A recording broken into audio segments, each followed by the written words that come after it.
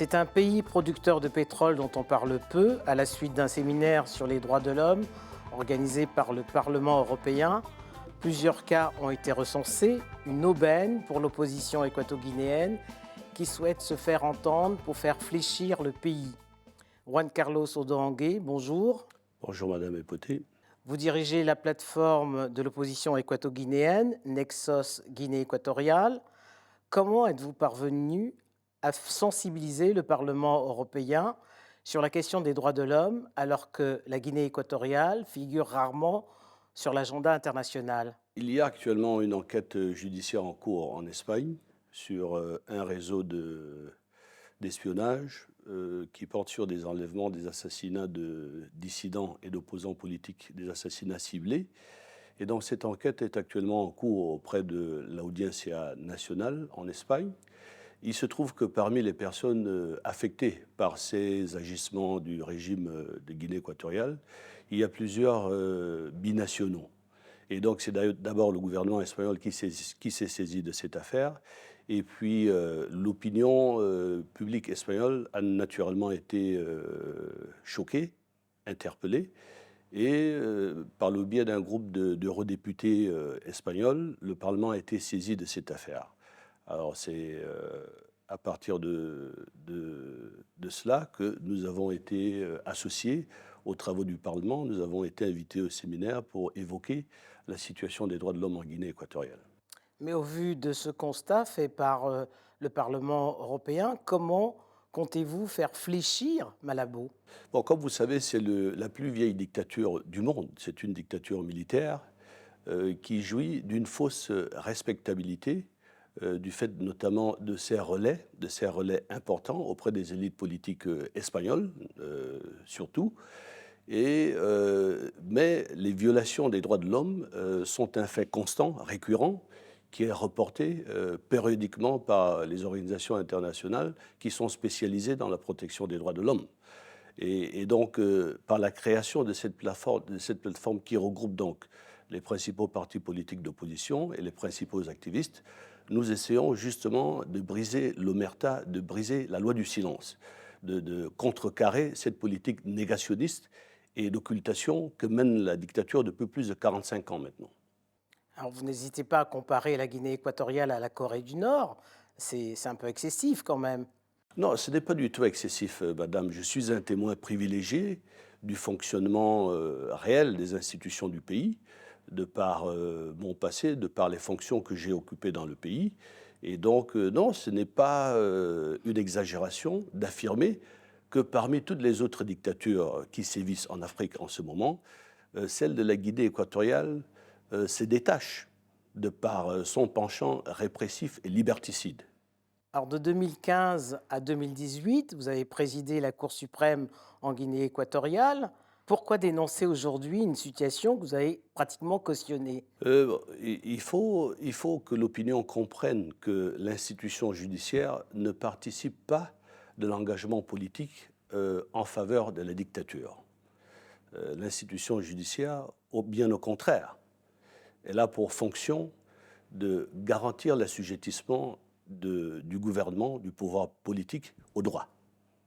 Ce qui, bien sûr, renferme une contradiction, parce que la dictature, par principe, est une autocratie, et donc elle est antinomique du fait du respect du droit.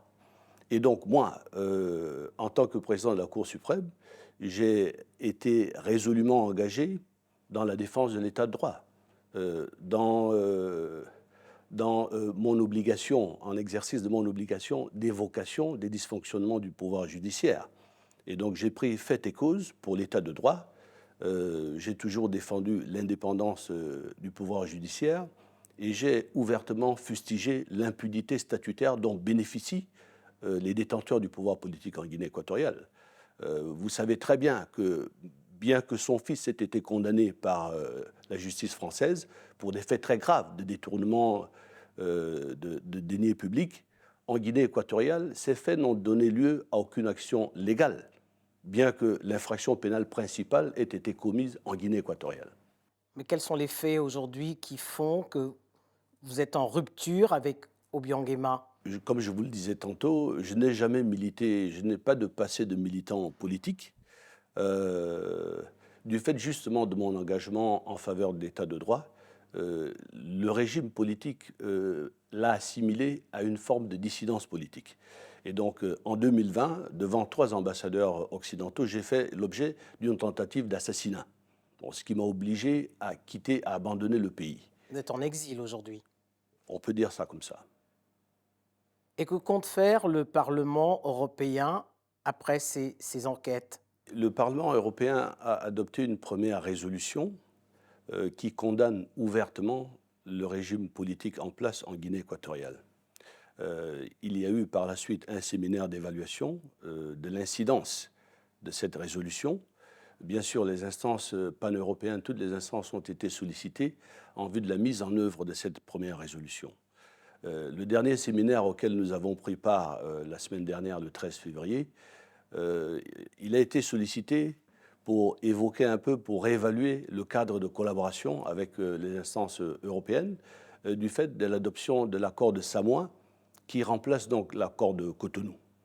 Parce que l'accord de Samoa est beaucoup plus ambitieux, fixe un cap différent, établit de nouveaux paradigmes, oblige les États membres de l'Union européenne à réévaluer leurs relations avec les États africains, avec des dictatures telles que celle qui prévaut dans mon pays, à l'aune des principes démocratiques, tels que la défense des droits de l'homme, la promotion de la démocratie, etc. C'est dans ce cadre-là que nous avons réévalué la collaboration qui existe actuellement entre les instances pan-européennes et la société civile équato-guinéenne.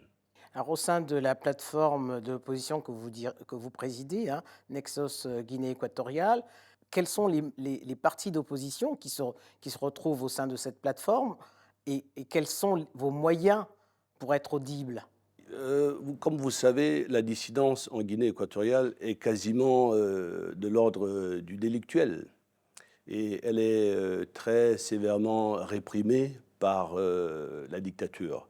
Donc officiellement, nous avons certains partis politiques qui font partie de la plateforme, tels que FDR, le Front démocratique républicain, le mouvement d'autodétermination de l'île de Bioko et la coalition CORED qui regroupe plus de 10 partis politiques et plusieurs ONG.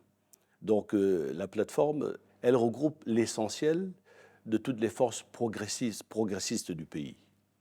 Et les moyens que nous avons, nous essayons de sensibiliser l'opinion publique, nous essayons de convaincre les instances pan-européennes de la nécessité de favoriser une transition politique pactée en Guinée équatoriale après 45 ans de dictature militaire. Mais le Parlement européen a-t-il les moyens de faire pression sur le gouvernement de Malabo? C'est le Parlement européen qui évalue, dans le cadre de son mandat et avec les moyens à sa disposition, dans quelle mesure elle peut porter assistance au peuple de Guinée équatoriale. Parce que comme vous le savez, après 43 ans de dictature, en novembre 2022, le mandat du dictateur a été reconduit pour 7 ans. Qui se termine en 2029. Voilà, par un vote où il s'arroge plus de 96% des suffrages exprimés. Donc, ce qui voudrait dire qu'après 43 ans de dictature, 96% de la population équato-guinéenne est toujours enchantée de l'œuvre que réalise le dictateur. Depuis 1996, le pays fait partie des pays producteurs de pétrole et à l'inverse de plusieurs pays africains, la Guinée équatoriale ne semble pas être touchée par la malédiction de l'or noir, bien au contraire, car le pays a quand même enregistré des développements. C'est quand même à mettre au crédit d'Obiang-Nguema.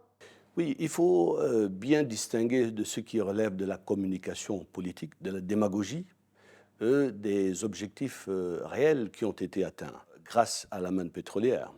Actuellement, tout en étant profane, mais je suis néanmoins conscient de l'impact de la pauvreté dans mon pays. C'est-à-dire qu'au cours de la décennie 2000-2013, la Guinée équatoriale produisait plus de 500 000 barils jour, alors que le baril était à plus de $100. L'on dénombre plus de 45 milliards d'income en termes de rente pétrolière.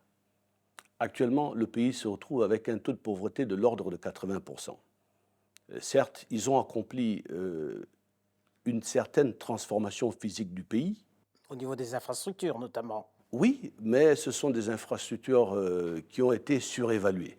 Vous savez, construire des routes dans un pays comme la Guinée équatoriale, qui est 20 fois plus petit que le Gabon, ça ne relève pas de l'impossible, surtout quand on a les moyens dont a disposé le pays. Mais quel est l'impact réel pour la population? Aucun. Il y a eu une petite transformation physique, des routes, certes, pas plus de 2000 km de routes, quelques bâtiments publics qui ont été construits ci et là, mais si vous visitez le pays... Des villes nouvelles qui ont été construites également, qui ont été créées. Une ville nouvelle dont la construction a été initiée et qui n'a pas abouti. Il y a dans cette ville, on dénombre tout juste un hôtel international et quelques villas officielles. Il faut un peu plus que cela pour faire vivre une ville, pour créer une nouvelle ville. Pourtant, certains équato-guinéens affirment que l'école et la santé sont aujourd'hui gratuites.